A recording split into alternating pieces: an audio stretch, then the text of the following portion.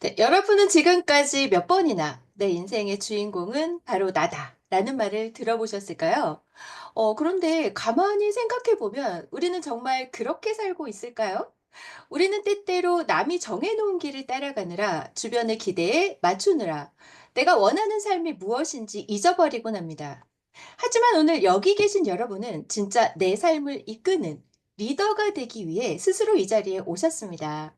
네, 그래서 오늘 강의 주제는요, 바로 나답게, 멋지게, 확실하게 내 삶의 리더가 되는 법입니다. 네, 이 강의가 끝날 때쯤 되면요, 우리 여기 계신 여러분들은 모두 더 이상 흔들리지 않고 나를 주체적으로 선택하는 힘, 그리고 불안과 두려움을 뛰어넘어서 당당하게 나아가는 용기, 그리고 삶을 더 멋지게 변화시킬 실천 전략을 가져가시게 될 거예요.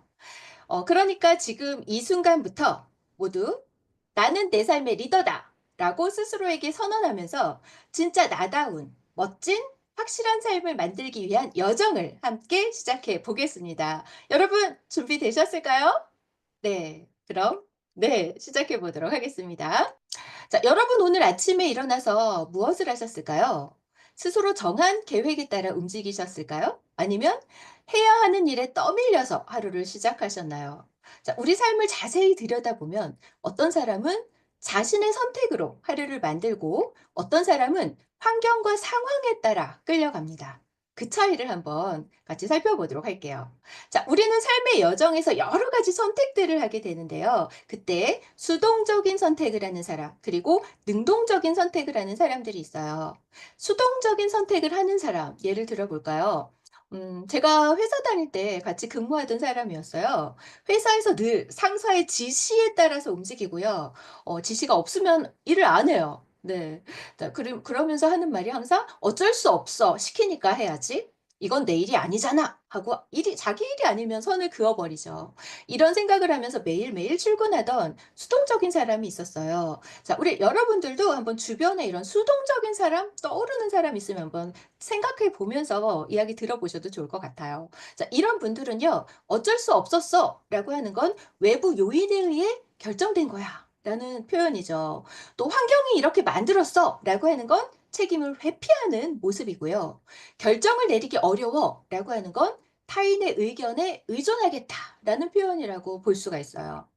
자, 반면에 능동적인 사람은 어떨까요? 네, 능동적인 사람은 똑같은 일을 하더라도 이건 내 선택이야. 주어진 일에서 배울 수 있는 게 뭘까? 하고 배우려는 태도를 갖고요. 나는 내 커리어를 스스로 만들어가고 있어! 하고 자발적으로 무언가 일을 해나가게 되죠. 그래서 이건 내 선택이야. 라고 하는 건 자신의 삶에 책임을 지는 태도고요. 최선을 다할 거야. 라고 하는 건 능동적인 행동을 나타내고요. 또 '내 삶을 디자인할 거야.'라고 하는 건 미래를 스스로 설계하는 모습이라고 볼 수 있겠죠. 자, 그렇다면 여러분은 자신의 삶을 이끌고 있을까요? 아니면 떠밀려 살고 있을까요? '나는 내 삶을 이끌고 있다. 능동적인 사람이다.' 생각하면 채팅창에 1 번, '나는 수동적인 사람이다.'라고 생각하면 2번 하고 번호 올려 보시겠어요?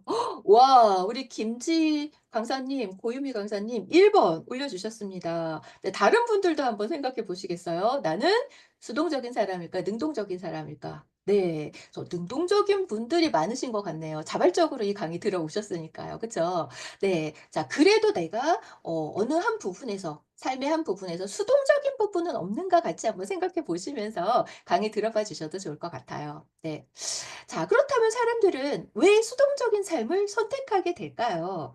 자, 이제 많은 사람들이 이렇게 수동적인 삶을 선택하고 있는데요. 여기는 여러 가지 영향들이 있어요. 세 가지 영향들을 한번 살펴보면요. 첫 번째는 문화적 영향이에요. 자, 부모님의 기대에 맞춘 삶이라고 할 수 있겠죠. 자, 우리는 어릴 때부터 "부모님 말 잘 들어야 돼."라고 하는 유교적인 사상에 좀 길들여져 있어요. 그래서 부모님께서 "안정적인 직업을 가져야 해."라고 말씀하셨다면 우리는 자신의 꿈보다 안정을 우선하는 그런 선택을 하게 되죠. 부모님의 기대, 사회적 통념이 우리의 삶의 방향을 결정하는 경우가 많아요. 이게 바로 문화적 영향이다라고 할 수 있고요. 두 번째는 두려움과 한계 때문에 수동적인 삶을 선택하기도 해요. 예를 들면 창업을 준비했다가 한번 실패한 사람이 있어요. 그 사람은 계속 창업을 도전하게 하게 될까요? 그런 사람도 있는 반면 '또다시 실패할 수 있을 것 같아.'라고 하면서 도전을 주저하는 경우가 많이 있겠죠. 자, 이 경우는 바로 '나는 실패할 거야. 내가 뭘 해도 안 될 거야.'라고 하는 생각 때문에 과거의 실패가 현재를 가로막고 있기 때문에 수동적인 삶을 선택하게 되는 거죠.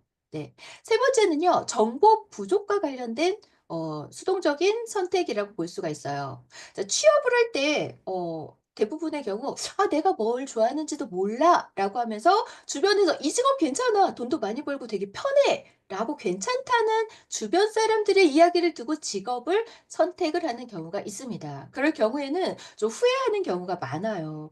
'그 직업이 나와 맞지 않네.'라는 걸 깨닫게 되는 거죠. 바로 수동적인 삶을 선택했기 때문에 스스로의 가치나 기준을 세우지 않았기 때문에 이런 결과가 나타나게 되는 거예요.